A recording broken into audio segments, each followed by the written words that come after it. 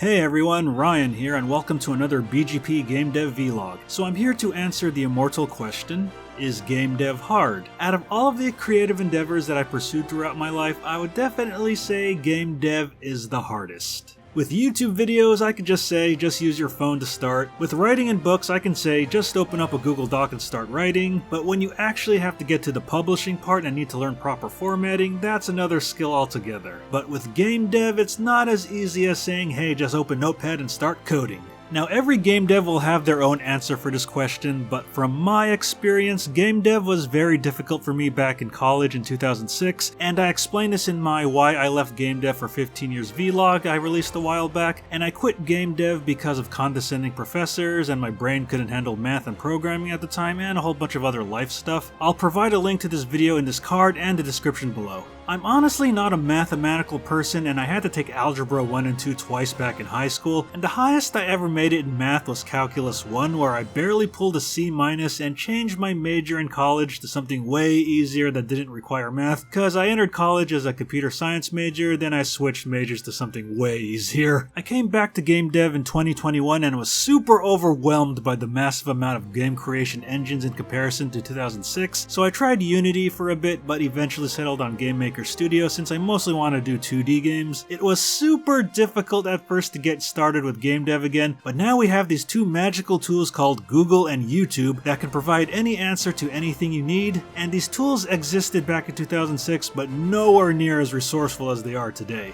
And I'm also going to answer this question, do you need to know coding and programming to make games? I'm mostly going to lean on yes, but there are game engines that don't require you to code, which is nice, but I do feel knowing programming and coding definitely gives you more controls over the different variables of your game and how everything functions. But regardless of what engine you use, game dev is a ton of mathematical logic such as, if this happens, then this happens next. For example, if your character shoots an enemy, then it gets damaged. Or, if you open this door, then you go to the next section. Game dev makes you start thinking in an if-then logic, and it's also turning on a lot of switches on and off. Like if you beat this boss, you get this achievement. So that means if you beat this boss, you can turn on the switch that gives you the achievement. So game dev is a lot of turning certain switches on and off, and you need to be able to keep track of all of these so you don't end up with bugs, crashes, and glitches, and all of this can be very overwhelming. Yeah, programming is very overwhelming at first, and I was very hesitant to come back to it after my bad experience in college, and I tried to use GameMaker's drag and drop system for a while, but pretty much the majority of the tutorials you'll find for GameMaker will be using their proprietary coding engine called GameMaker Language, aka GML, and within the first 3 months of Popcorn Rocket's development, I immediately got so used to coding in GML that I can't even fathom going back to the drag and drop system anymore. And just like any skill, the more you do it, the better you get at it, and GML isn't exactly like C++ or C#, but if I were to start using Unity or Unreal Engine, I'm more confident now that I can pick up C++ and C# a lot easier at my own pace, rather than trying to learn it in a school setting and failing miserably. And in all honesty, I've never been a great student or smart academic-wise. I've always been a guy that learns things on his own. I never took any tutorials or classes for filmmaking and editing, but I learned how to be a video editor on my own just by constantly doing it for fun and looking up tutorials whenever I needed to. And one of the developers of Super Meat Boy said, if you want to learn coding, don't go to college, which I can kind of agree with. But however, I'm not going to discredit college just because I had a bad experience with it, and that doesn't mean that everyone else will have a bad experience with it, because there are some professors who are passionate to help you learn, unlike the condescending professors I had in college back in 2006. And some people work better in a school environment than I do, but I still recommend learning a lot on your own since school won't teach you everything. And once you start getting adequate at coding, you'll start developing an obsession for problem solving, which is a very good thing. So whenever I see a glitch or a bug, I will laser focus and work on fixing it until it gets done. And I gotta admit, man, it's pretty addicting and you get such a massive high when you finally fix a bug or a glitch in your game to the point where you just want to keep coding more, hopefully not causing more bugs and glitches in the process. And on the subject of bugs and glitches, oh my god. Being a game dev is also like being an exterminator because you're constantly going to be squashing bugs in your code like there's no tomorrow. If you're wondering why your character is going backwards or why that enemy is going off screen, you're going to have to figure out how to fix that.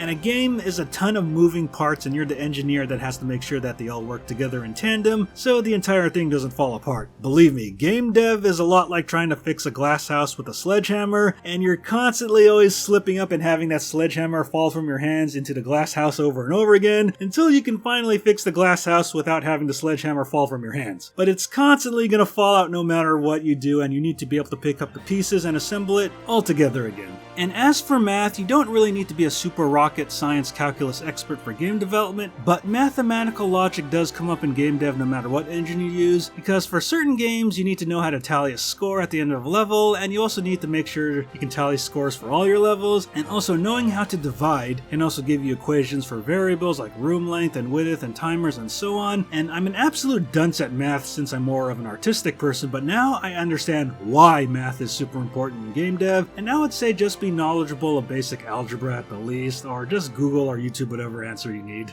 And once you start getting good at the coding part of game dev, you can easily start copying, pasting code, and modifying it to your liking. Now, you just can't copy, download, or purchase pre-made code online and expect it to work with your game right off the bat, so you'll need to experiment with it and modify it to your own game settings. So expect a ton of bugs, glitches, and crashes before you actually get any code working in your game, and I personally feel you learn the most in game development by experimenting on your own. Yeah, like, kind of going off the book. Like, did you know that making a simple menu for a game is way harder than actually trying to move your character? And also, what's great about getting the hang of coding, you can start experimenting in your own way once you start going away from the tutorials and start plugging in random numbers and functions in your code to see what works and doesn't work. For example, for one of the modes in Popcorn Rocket, I had to place a timer to keep track of how long you've been playing in this one section, since I have achievements that award you for surviving for 30 minutes, 1 hour, and 2 hours in the section, and most of the Game Maker timer tutorials only showed me how to display the seconds and the minutes, but I kept messing with the code on my own to finally have the timer calculate the hours, the minutes, and the seconds without the help of other tutorials, and like I said before, you get such a high when you figure things out on your own. And after nearly a year and a half of learning how to program in Game Maker, I become adequate enough to figure out how to make nearly whatever I want working. So do I know everything? Oh, not even close. But I know I'll always have Google and YouTube to rely on, along with the endless amounts of experimentation and experience that I've accumulated in a short time, and I'm always learning something new about game dev every single day. So with confidence, I can definitely say if I can do it, you can do it too, and I'm a complete dunce at math.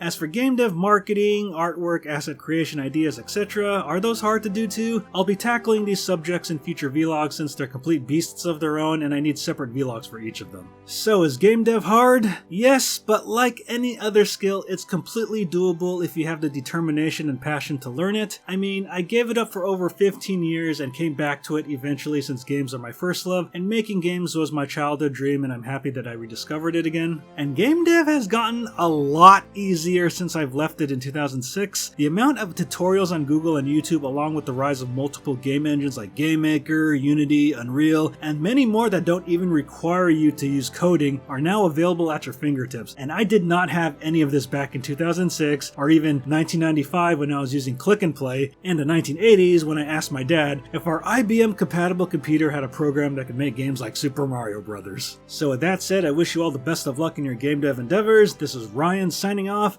and I'll see you in the next BGP Game Dev Vlog. Later, gamers. Thanks for watching, and I hope you enjoyed this video. Make sure to like, comment, and subscribe, and make sure to check out these other videos, and also make sure to follow me on social media and check out the official Battle Geek Plus website. Take care.